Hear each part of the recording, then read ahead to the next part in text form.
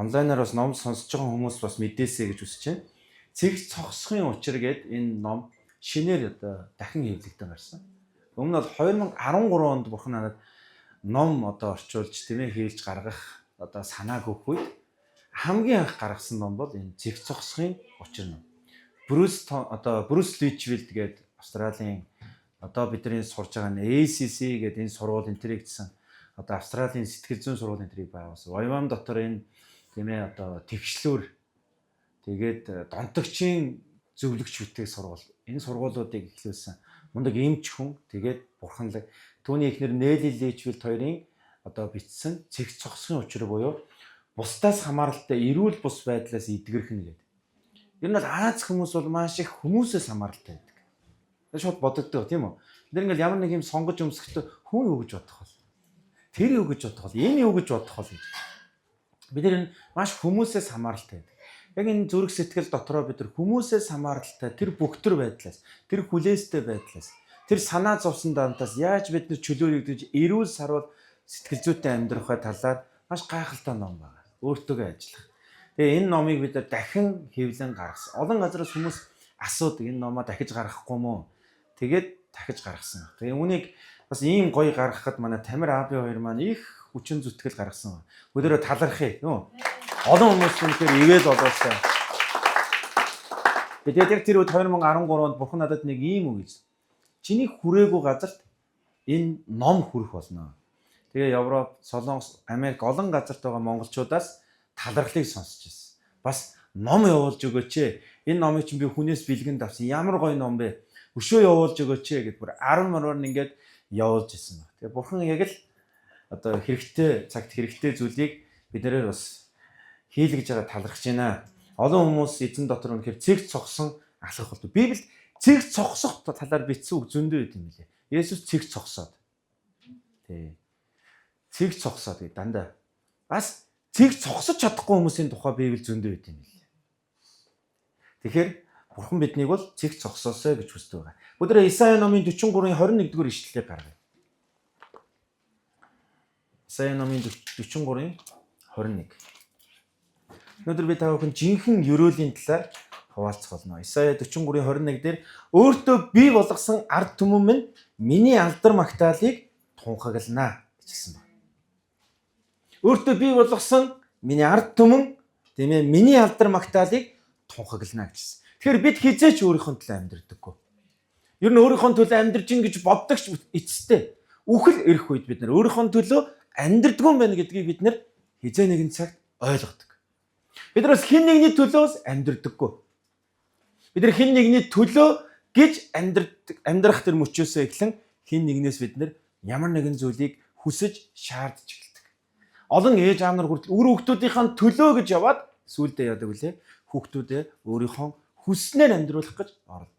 Харин бид нар жинхэнэ эрх чөлөөтэй, жинхэнэ баяр хөөртэй, жинхэнэ тэр ёроолтой амьдрал бол Бурхны алдрын төлөө амьдрах явдал юм аа. Би бас хэн нэгний хүү байгаагийн үед эцэг эх минь миний төлөө зовж, миний төлөө өөрийгөө золиослон амьдрахаас илүүгээр өөрийнхөө төлөө тийм ээ өөрт нь өгөгдсөн зорилгын төлөө, амьдралын утга учирын төлөө амьдраасаа гэж үр хөвгтийн хувьд хүсдэг. Бүгдөө Иохан номын 15 дугаар бүлгийн 16 дугаар ишлэлээр хамтаач. Иохан номын 15-ын 16.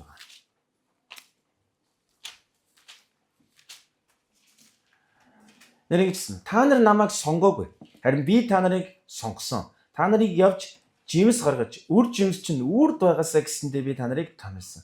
Ингэснээр та нар нэрээр минь эцгээс юу ч гуйсан тэр та нарт өгөх юмаа гэж хэлсэн. Амен.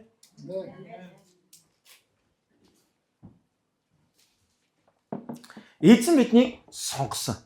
Энэ хоёр хуучин гэрээнд гарч байгаа, шинэ гэрээнд гарч байгаа үг би зүгээр танад оршил болгон хуваалцаж байгаа шүү. Бурхан биднийг бий болгосон. Юуны төлөө? Бурханы алдрын төлөө амьдрахаар биднийг бий болгосон. Шинэ гэрээнд тэгвэл Есүсийг юу гэж хэлж байгаа гэвэл та нар намайг сонгоогүй. Бодоо дагалдагч нар, уурвагч нар, хоорондоо тэмцэлдэгч нар хин агуу вэ гэж муудалцж ийсэн. Ийм л хүмүүс. Есүсийг худалдахаар төлөвлөж ийсэн. Энэ л дагалдагч нартай Есүс юу гэж хэлж байгаа гэх юм бол Та нар намайг сонгоогүй, харин би та нарыг сонгосон юм аа. Бүгд өөртөө хэлье. Бурхан намайг сонгосон. Тэгвэл бурхан намайг алдаа дутагдaltaй сул дор бүгдээ мэдж байгаа. Тийм. Бурхан намайг мэдэж сонгосон байхгүй. Тийм учраас бурхан биднийг үнэхээр өнөөдрийн сургаалыг таныг сонсоосоо гэж хүсэж байгаа. Өнөөдөр дуул номын 144:15-ыг дэлсэн дээр гаргаж өгөөсэй гэж. Дуул номын 144:15. Эзэн ингэж хэлж байна. Ийм ард түмэн юутай ерөөлтэй вэ? Эзнийг бурхнаа болгодог ард түмэн юутай ерөөлтэй вэ гэсэн. Дуулыг бичигч маань жинхэнэ ерөөл юу вэ гэдэг талаар энд хэлж байна. Бурхнаа болгосон ард түмэн ерөөлтэй. Тэгвэл ард түмэн гэдгийг бүгдээ хамтаа нэг зөвхөн бөөн олон хүний тухай биш. Нэг хүний тухай бүгдээ бодж үзье. Өөрийнхөө тухай бодж үзье. Бурхнаа болгосон ард түмэн юутай ерөөлтэй. За бүгдээ бүр ингээд юмны аливаа юмны үзэл бодлын гүн рүү н очие. Өнөөдөр дайн дажин болж байна. Өнөөдөр улс орон хөгжиж байна. Дампуурж янз бүрийн тэр зүйлүүдийн хамгийн үндэс рүү н очих юм бол итгэл үнэмшил үзэл санаа байгаа. Тэнд үнэт зүйлс гэдэг зүйл яригдчихэж байгаа. Тэгвэл тэр юунаас болоод дайн бий болж байгаа юм?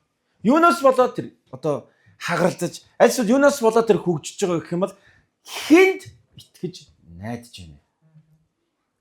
Юг үнэт зүйлсээ болгож ийн байхгүй. Энэ бол тийм ээ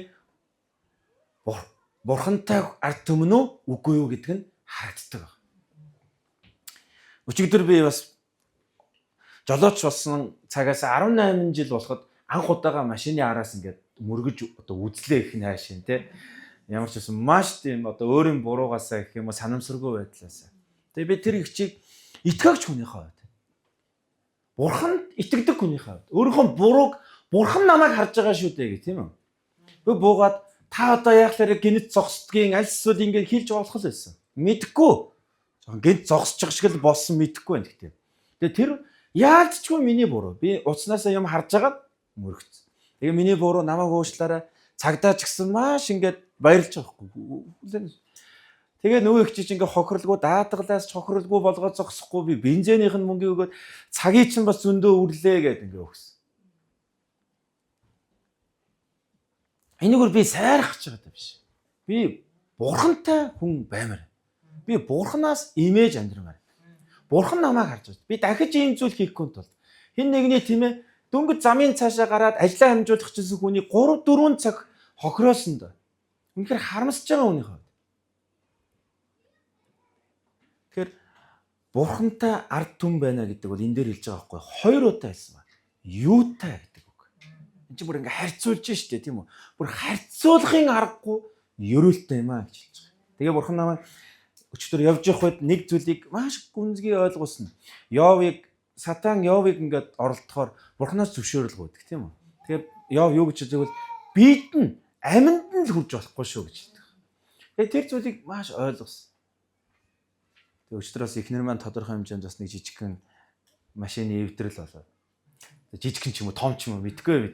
Онголдож болох байсан, амнаас эрсдэж болох байсан. Тэгээ тэр зүйлүүдийн дундуур Сүхбаатар маань бас тий 3 юм. Энэ дундаас зөв юу харсан бэ гэх юм бол нэг амнаас хинч бэртээгүй, хинэн ч ямар нэг юм болоог. Тэг бурхан онцгой хамгаалдаг гэдгийг илүү их талархсан байна.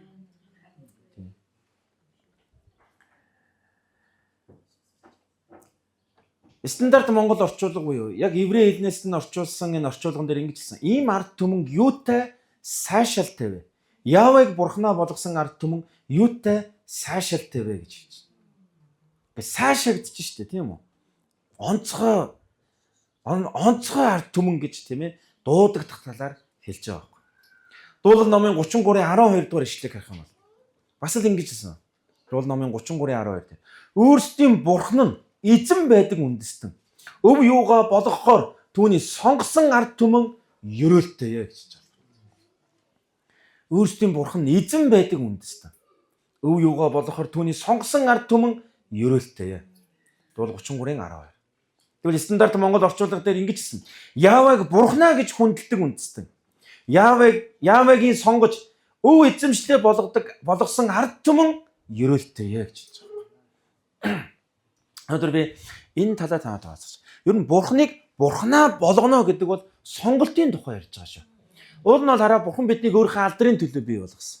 Шинэ гэрээн дээр Бурхан биднийг сонгосон гэж хэлж байгаа. Гэхдээ энэ нь одоо бид нар сонгоцоо яах вэ? Бурхан намайг сонгоцсон би одоо ингээ мэдэхгүй одоо тэгэл зурсан зургаар ийм утгатай үг биш байгаа. Бурхан намайг сонгосон бол би Бурханыг сонгох тухай байхгүй. Энэ хоёр талаас. Бурхан намайг сонгосон. Алдаа дутагдaltaй тийм ээ. Тэр байгаагаар минь сонгосон. Тэгвэл өнөөдөр би Бурханыг сонгох тухай байхгүй. Йошуа 24:10 бол алдартай үг гэдэг тийм үү? Йошуа Израилийн ард түмнийг хоёр дахь үеийнхнийг удирдаад тийм ээ амлалтын газар нутгийг эзэн ш. Тэднэрт амлалтын газар нутгийг хуваалдаг. Нэгэн цаг 430 жил боол байсан ард түмэн өнөөдөр өөрсдийн гэсэн газар нутагтай болж. Тэд нар үнэхээр ялагч нар болсон байна. 430 жилийн турш ялагдагч нар байсан. Үр удмаар. Гэтэл одоо өнөөдөр тийм ээ өөрсдийн гэсэн газар нутагтай ялагч нар болсон байна. Хинээс болж? Бурханаас болж.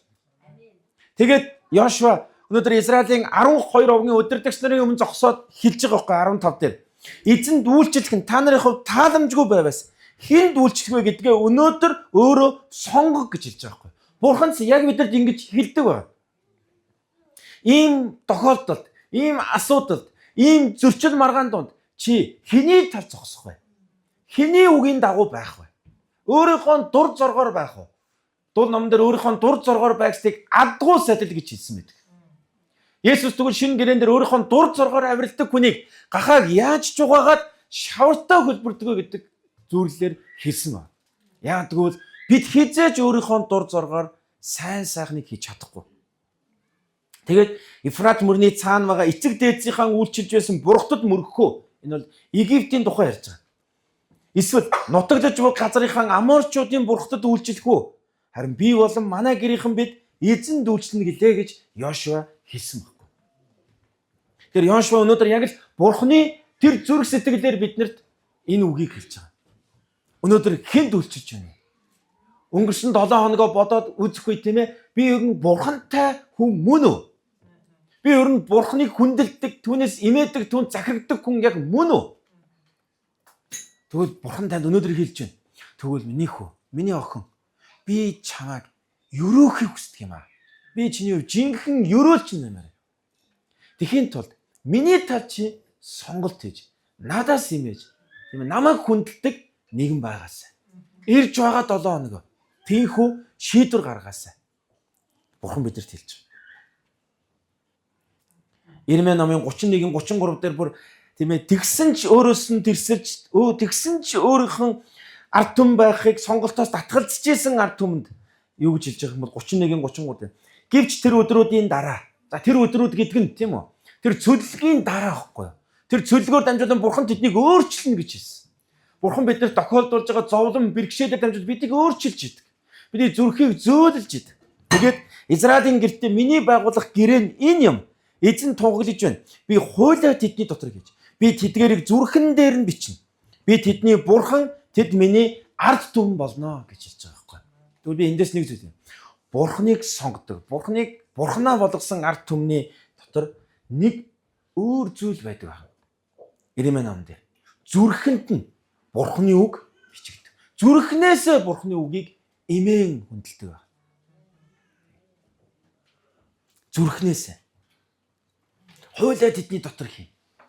Би гин нүглийг хараад бид нэр жигшиг зүрх сэтгэл төрөхгүй. Бурхны үгийн дагуу амьдрахгүй байгаагаа хараад гимшиг сэтгэл төрөхгүй бол би яг Бурхны хүн мөн үү? Би яг Бурханд итгэдэг хүн мөн үү? Ховж юу ярьж ах дүүсээ муулчаад хэн нэгнийг мэдхгүй байж шүүмжилчээд այսօр хэлэхгүй үгээр хэн нэгэнд муухай зогсгүй тийм ээ ялзар хэн нэгнийг ялзруулахаар үг хэлчихэд тэрэндээ харамсаж гимшихгүй байна гэдэг Бурхны хүн яг мөн үү? Бурхан дотор нь хуйлаа тавьсан. Бурхан дотор нь үгээ өгсөн тэр хүн яг мөн үү?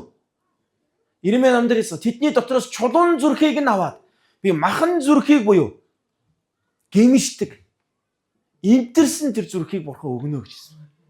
Өнөөдөр бид яг тийм хүн мөн үү? Чихэн хүнлэг гэдэг үг чинь яг л ийм зүрх сэтгэлтэй хүнийг хэлж байгаа шүү дээ. Зовж байгаа нэгнийг хараад өрөвддөг. Шаналж байгаа нэгэнтэй хамт байж чаддаг. Хэн нэгний зовлонд баярлдаггүй. Ийм хүн чинь хүнлэг гэж хэлж байгаа шүү дээ. Харин энэ чинь хүнлэг гэдэг чинь юу юм бэ? Бурхны тэр хайр, Бурхны тэр зүрх сэтгэлийг мэддэг хүн байхгүй. Бурхан хизээч зовж шаналж байгаа хүнийг хараад хажуугаар нь өнгөрөхгүй. Ийм зүрхийг өгөх болно гэсэн. Тэгвэл яагаад хүний зүрх тийм ээ бурханлаг биш болдог вэ? Яагаад хүний зүрх чулуун зүрхтэй болдгийг? Тэсэд хитэн зүйл байгаа. Гэтэ арга нь ерөөсө ганцхан арга. Бурхан руугаа ирэх. Гимш.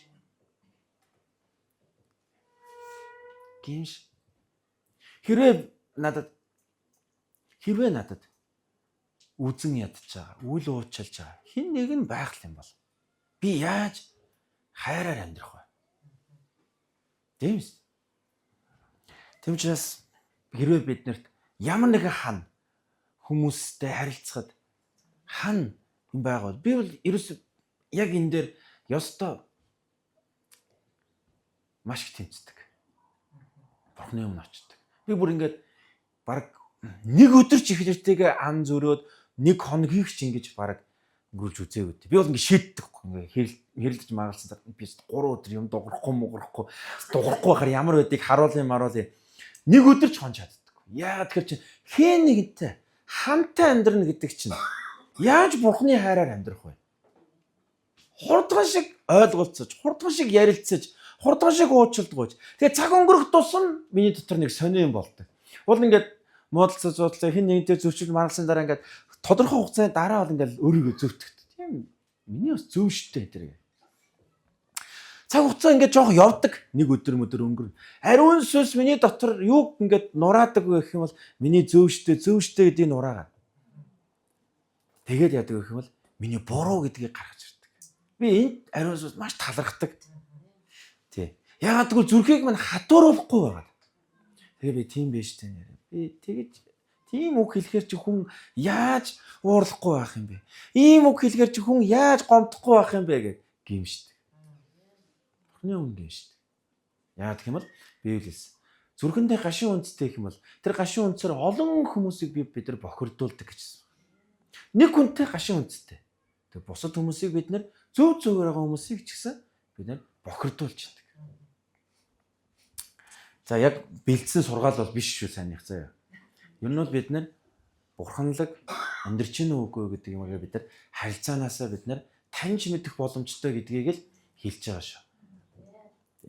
За өнөөдөр хоёр хүн эзнийг бурхнаа болгож амьдрсан талаар жишээ хуваалцсан. Эхлэл номроо бүгдээр очноо. За би эндээс унш. Эхлэл номын 30 42 байна. Би энэ нөө шууд скриншотоор нь хадгалсан чинь. За би ямар ч байсан эндээс санаад уншиж өгье. Ингэж хэлсэн. 4-р ишлээс нь Йосеф эзнийхээ нүдэнд тааллыг олж за Потифарт худалдагдсан тийм үү? Египт очиод түүнд үйлчилсэн тэрээр Йосефийг гэрийнхээ даамал болгон эзэмшиж байсан бүхнээ түүний гарт өгчээ. 5-р ишлээ.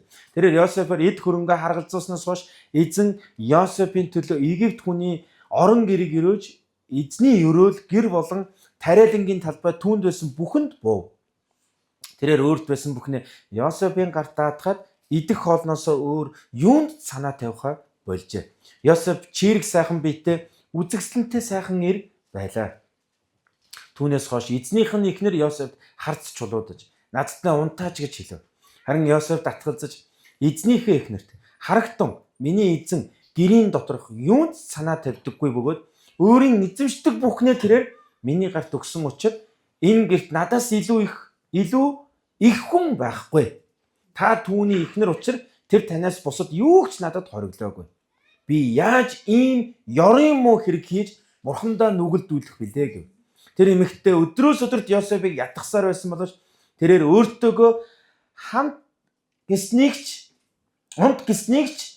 бай гэснийг ч сонссонгүй гэж хэлж байгаа юм. Маш тодорхой жишээ байгаа л дээ. Та нар бодлоо. Йосеф цуглаан байсангүй. Йосеф сүнслэг ментор байсангүй. Йосеф тийм ээ пастор байсангүй. Йосеф гоё итгэлийн найзууд байсангүй. Тэр Потифарт ах нартаа худалдагдаа тийм ээ Потифарын гэрт зарц олон очсон. Тэр амьдрал нэг тодорхой хэмжээнд дээшлээд даамал болсон биз дээ. Тэгээд бид нар ер нь энэ үед өөрчлөгддөг байхгүй юу? Бурхан бидийг өрөөдөг. Тэгээд бидний амьдралд байсан асуудлууд янз бүрийн зүйл шийдэгддэг. Бурханаар өрөөгдөд үнэхээр сайн сайхан болдог. Харин тэр үед бид нэр бардан болж эхэлдэг. Бурхан байхгүй юм шиг авирлж эхэлдэг. Гэтэл Йосефийн дотор байсан сүнслэг сахилга бат нь юу гэх юм бол өдөр бүр тэр Бурханы өмнө амьдрах сонголтыг хийжсэн байна. Араа. Энэ гэрт шүү дээ байгаа бүх зүйл Потифарих. Энэ чинь юу гэх юм бол бурханлаг сахилга бат байхгүй юу? Би дураараа хэрглэж болохгүй. Би бол даамал. Тэгтээ Потифарих гэж бодхоосоо илүүгээр тэр бурханых гэж харж ирсэн.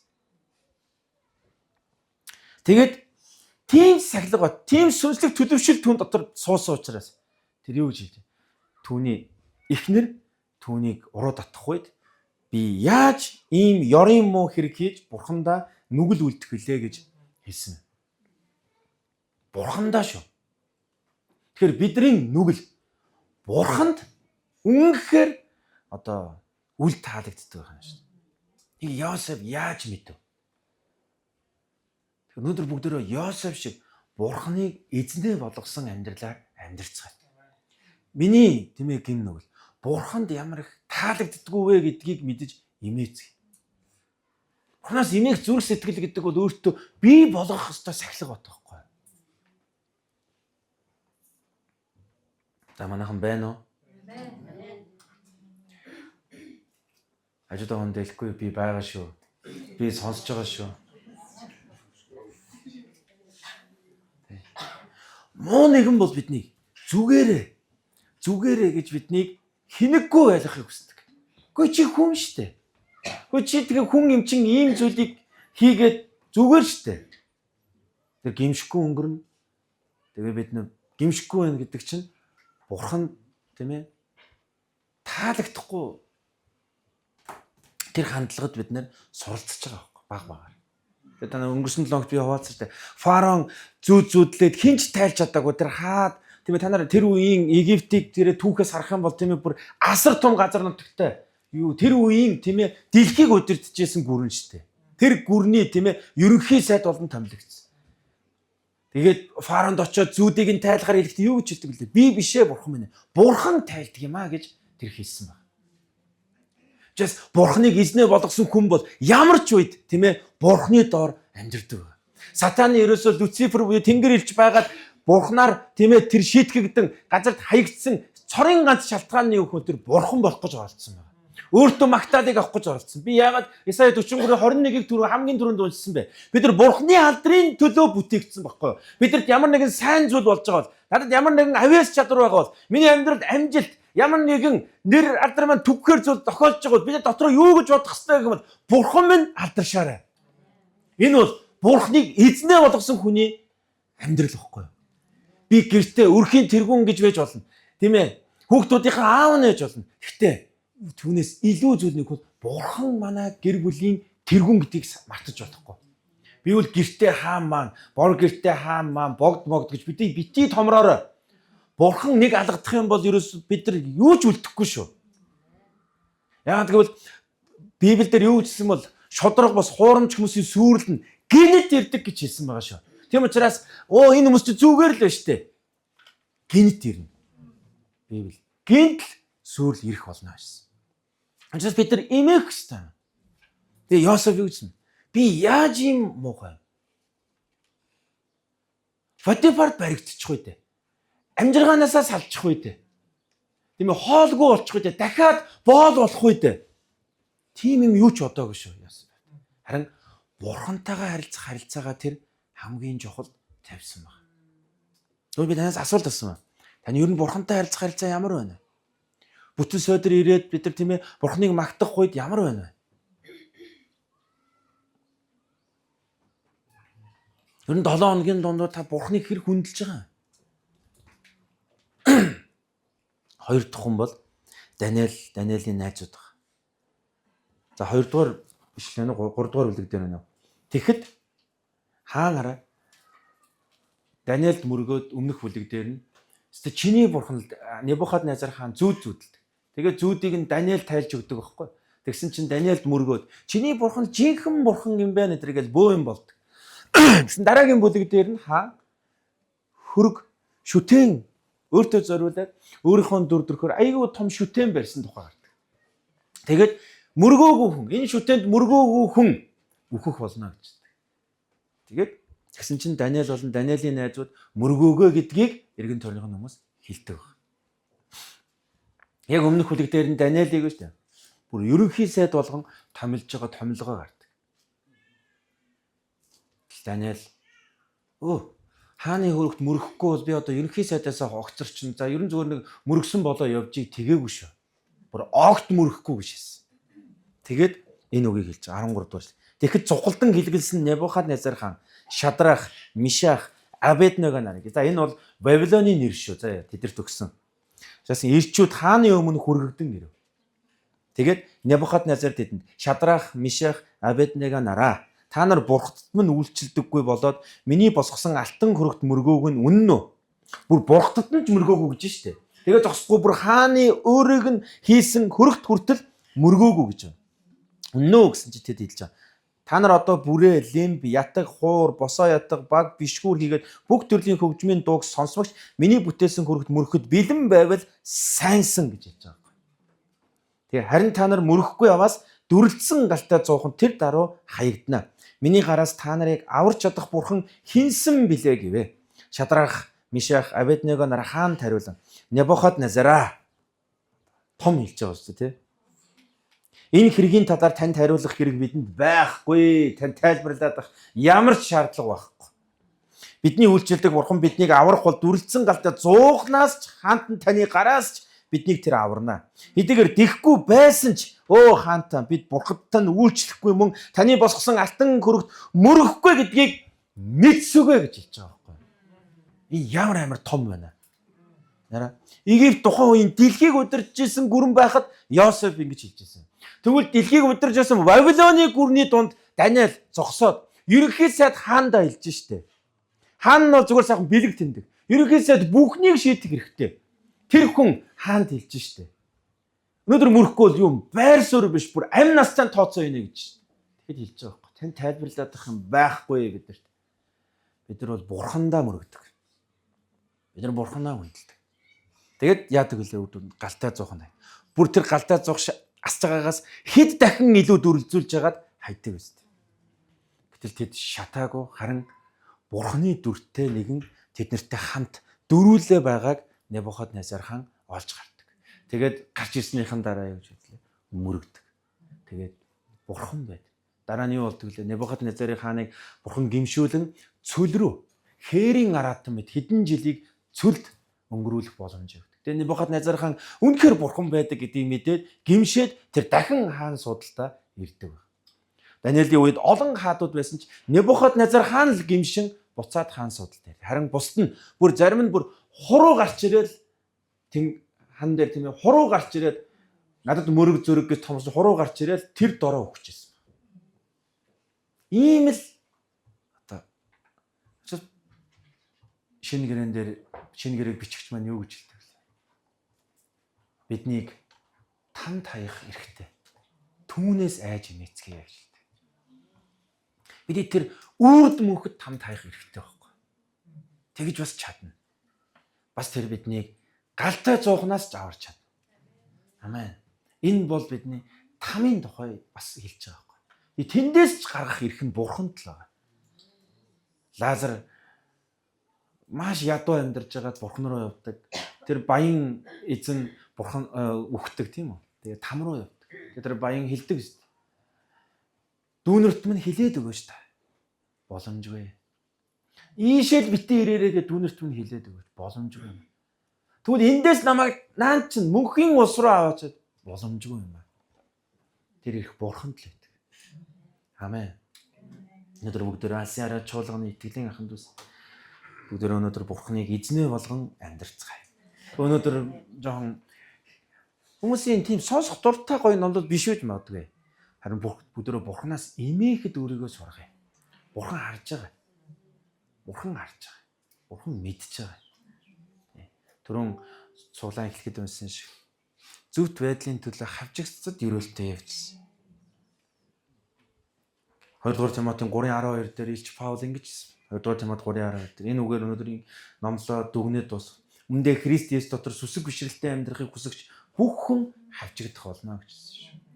Ер нь их хавчигдаж янз бүрээр хилүүлж байгаа бол би танд баяр хүргэмээр. Есүсийнх гэдгээрээ бахархаарай. Есүс хамт байгаа гэдгээр бахархаасай. Гэтэ өөрийн тэнэгээс, өөрийн молгуугаас, өөрийн арчаагаас болж хүмүүс тавчигдчихвал би энэ талаар юм ярих гаагүй шүү. Харин Есүс Христ итгэдэг гэдгээсээ болж, түүнийг дагдаг гэдгээсээ болж, түүнээс имээдэг гэдгээсээ болж хавчигдчихвэл улаан Есүс гэж хэлжээвэл баярлалаа бурхан минь ээ. Би өөртөө улаан Есүс гэж нэр өгөөгүй. Харин хүмүүс надад өгч чинь баярлалаа эзэн минь ээ. Би тантай адилхан болж байгаа юм байна эзэн минь ээ гэж хэлдэг байгаасаа гэж үзэж байна. Намайг коллеж сурж байхад би хатан сурч боломж явдаг яг тэгжсэн. Оройд нь ингээл баар руу явна. Өө наад чи явахгүй угаасаа. Наад чи улаан Есүс юм чинь гэдэг байсан. Эхэндээ жоохон тийм эвгүй сонсогддог байсан. Намайг гадуурхаж байгаа юм шиг. Харин дараад нь би баярлагдаг болсон. Надгүйгээр ингээ юм яригадаад дуусчдаг болохоор. Тэгэл миний очдог газар нь цуглаандаа үйлчлэн, өсвөрийнхөндөө үйлчлэн, угтагчаа хий. Одоо бурхан хардаг. Тэр хамтаа дор бүгдээрээ залбирцгаая. Тийм. Амьдралынхаа бүхий л талбарыг түүнд өглөөрөө захируулцгаая. Түүнд захируулцгаая.